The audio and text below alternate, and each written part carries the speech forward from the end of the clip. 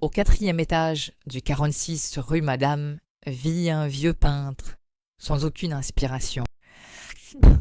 Il passe ses journées vides devant la fenêtre de sa chambre, à côté de son chevalet, à attendre un événement, que quelque chose se passe, entouré de ses plantes, de ses toiles vierges et de ses pots de couleurs.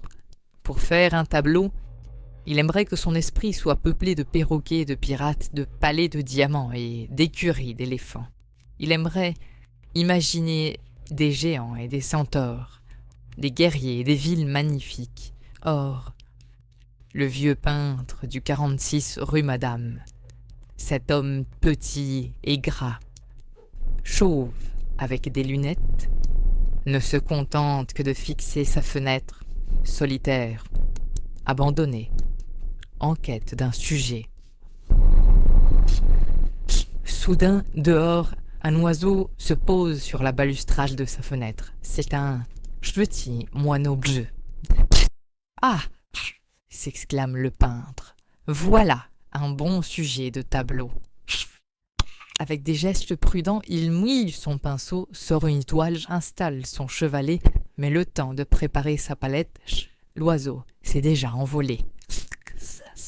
Béchu, il se dirige vers la cuisine, coupe un peu de pain et pose sur le rebord de la fenêtre une petite assiette de miettes. L'oiseau revient. Le peintre le regarde picoré, tandis qu'il ouvre ses pots de peinture. Puis subitement, derrière le moineau apparaît une dizaine de pigeons en agitant leurs ailes, lançant des coups de bec et, en quelques secondes, ils vident la petite assiette et disparaissent dans une bagarre. « Malheur !» dit le peintre. Ils ont fait fuir le petit oiseau. Le peintre soupire, range le pinceau, déplace sa toile, nettoie sa palette. Il va se lever pour fermer la fenêtre quand tout à coup, un ballon rouge, flottant au-dessus de la rue, entre dans sa chambre. Le ballon traverse la pièce avec une chorégraphie amusante et reste coincé à l'angle d'une porte. Surpris, le peintre attrape le ballon et l'attache à son chevalet. « Ah !» répète-t-il. « Voilà un bon sujet de tableau. » Timidement, il essaye de copier la couleur dans sa palette, mais il n'y parvient pas. Il tente de reproduire ce rouge, mais la couleur de son pot n'est pas la même que celle de son ballon. Alors, il a une idée. Il s'avance, caresse du bout du pinceau la surface en latex et s'aperçoit que le rouge s'imprègne à la pointe. « Miracle !» crie-t-il. La couleur reste. Il tire un trait sur la toile, c'est un trait rouge. Avec délicatesse de nouveau, il effleure le ballon et capture cette même couleur qu'il fait renaître sur la toile. Ainsi, centimètre après centimètre, il finit par effacer entièrement la couleur du ballon jusqu'à ce qu'il ne reste qu'un fil suspendu dans l'air. En un geste adroit, il retrace cette ligne nue et réalise son premier tableau. Le peintre se redresse finalement et dit, avec une émotion pleine de magie, « Pour faire un tableau, il suffit de voler la couleur des choses. » Il se tourne vers ses plantes.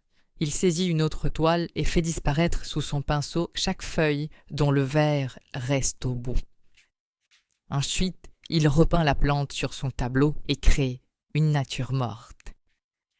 Une fois que les plantes ont été effacées, il passe à sa bibliothèque. Il touche avec son pinceau la surface de chaque livre, chaque couverture de papier, et en quelques minutes, il ne reste de toute sa bibliothèque, de ses 100 livres, que quelques tableaux encore frais de peinture qu'il range dans un tube. Saisi par une euphorie, il sent la nécessité de s'emparer de la matière qui l'entoure. Il n'a plus besoin d'imaginer des perroquets, des pirates, des palais et des écuries d'éléphants. Il n'a plus besoin de rêver à des géants cueilleurs d'étoiles et à des centaures furieux. À présent, il peut se nourrir des couleurs de la réalité. Désormais, Les formes et les nuances du monde lui appartiennent.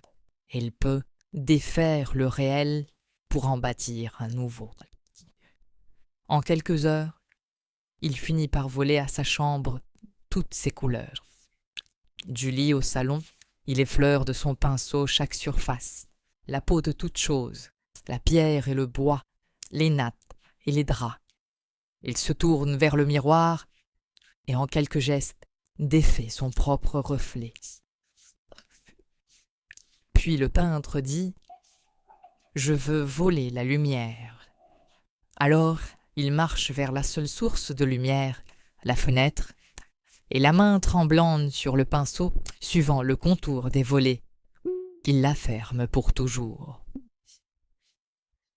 Le soir, dans sa chambre vide et sombre, le vieux peintre allume une chandelle. Autour de lui, il n'y a plus rien. On ne trouve que des centaines de tableaux éparpillés en désordre qui représentent le 4e étage du 46 rue Madame. Il est assis par terre. Il n'y a plus de fenêtres ni de plantes, il n'y a plus de lumière ni d'objets. Lui qui ne voulait qu'un peu d'inspiration a fini par défaire tout ce qui l'entourait. À présent, ni perroquet ni pirate, ni roi ni éléphant, seule l'obscurité d'une chambre, comme dans un musée, peuplée de 1000 tableaux muets. Le vieux peintre se lève. Pour meubler sa solitude, il accroche au mur le portrait du ballon rouge. Puis, il déroule ses autres toiles, celles de ses plantes et de sa bibliothèque. Il accroche les tableaux de ses draps. Il accroche le temps aussi, qui reste suspendu à l'heure de son portrait. Il accroche la porte, le miroir et enfin la fenêtre. Il s'assoit en face, comme au début, et observe ce tableau qu'il vient d'accrocher en attendant que quelque chose se passe. Il attend, devant sa fenêtre en peinture. « Il manque quelque chose, dit-il. Il se lève alors et dessine, dans le coin en bas à gauche, une petite assiette de miettes de pain. Il se rassoit. Soudain, le moineau bleu échappé revient, se pose en équilibre sur la balustrade et picore timidement et tendrement les miettes. Le vieux peintre prend une nouvelle toile et mouille son pinceau. « Maintenant, dit-il, aucun pigeon ne viendra déranger mon tableau. »